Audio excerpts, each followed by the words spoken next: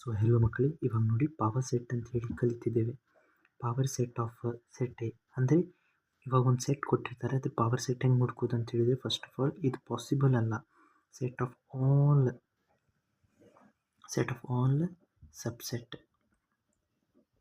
Of A, it will be the power set of A.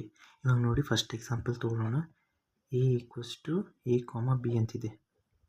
ಇದೆಲ್ಲ subset ಬರೆದ್ರೆ ಏನಾಗುತ್ತೆ ಅಂದರೆ ಪಿ ಆಫ್ ಎ. ಇದನ್ನು ಡಿನೋಟ್ ಮಾಡೋದು ಹೇಗೆಂದರೆ ಪಿ ಆಫ್ ಎ ಇಂದ ಡಿನೋಟ್ ಮಾಡ್ತೀವಿ ಪವರ್ ಸೆಟ್ನ. ಫಸ್ಟ್ ಆಫ್ ಆಲ್ ನೋಡಿ, ಈದ ಸಬ್ಸೆಟ್ ಬರೆದ್ರೆ, ಸಬ್ಸೆಟ್ ಆಫ್ ಎ ಬರೆದಾಗ ಸಬ್ಸೆಟ್ ಆಫ್ ಎ ಇದೇನಾಗುತ್ತೆ, ಫಸ್ಟಿಗೆ 5 ಬರುತ್ತೆ. ಅದರ ನಂತರ ಎ ಬರುತ್ತೆ, ಸಿಂಗಲ್ಟನ್ ಸೆಟ್.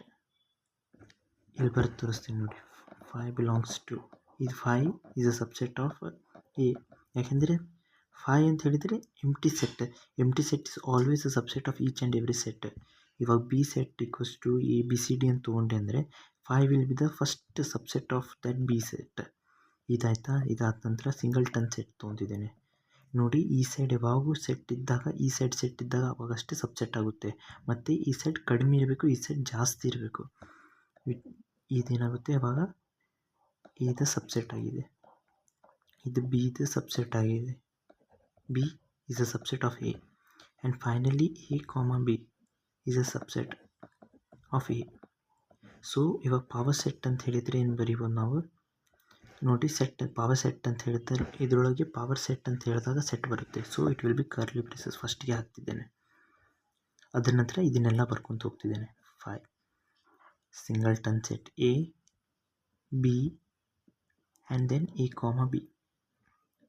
ಇದಾಯಿತು ಪವರ್ ಸೆಟ್ ಆಫ್ ಎ. ಇವಾಗ ನೆಕ್ಸ್ಟ್ ಎಕ್ಸಾಂಪಲ್ ನೋಡಿ. ನೆಕ್ಸ್ಟ್ ಎಕ್ಸಾಂಪಲಲ್ಲಿ ಇವಾಗ ಬಿ ಸೆಟ್ ತೊಗೊಳ್ಳೋಣ. ಎಕ್ಸಾಂಪಲ್ ಬಿ ಸೆಟ್ನಲ್ಲಿ 1 2 3 ತೊಗೊಳ್ಳೋಣ. ಇದರೊಳಗೆ ಏನಾಗುತ್ತೆ, ಫಸ್ಟಿಗೆ ಸಬ್ಸೆಟ್ ಎಲ್ಲ ಸಬ್ಸೆಟ್ ಬರೆದ್ರೆ 5 is a subset of B, 1 is a subset of B.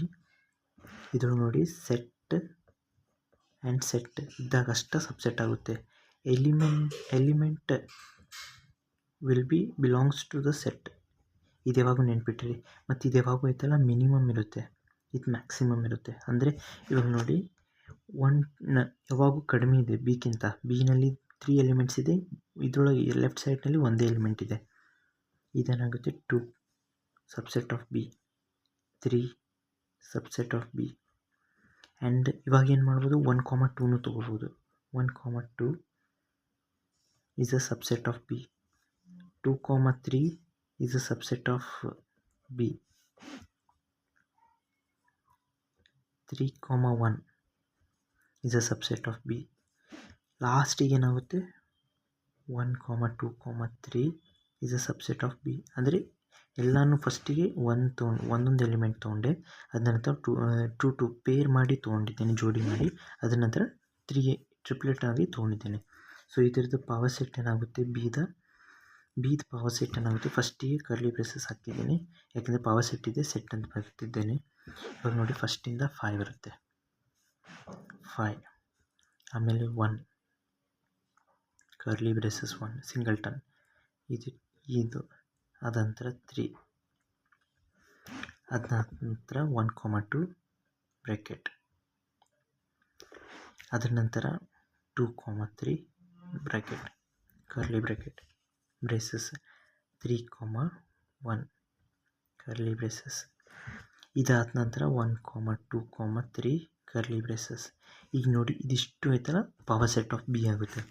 ಇದರೊಳಗೆ ನೋಡಿ ಪವರ್ ಸೆಟ್ ಆಫ್ ಬಿಯಲ್ಲಿ ಒಂದು ಫಾರ್ಮುಲಾ ಇದೆ, ನೋಟಾಗಿ ಹೇಳ್ತಿದ್ದೇನೆ ನೋಡಿ. ಇವಾಗ ನೋಡಿರಿ, ಎನ್ ಆಫ್ ಎ ಅಂದರೆ A is a set and N is a number of elements. ಇದು ಹಿಂದಿನ ವಿಡಿಯೋದಲ್ಲಿ ಹೇಳಿದ್ದೇನೆ.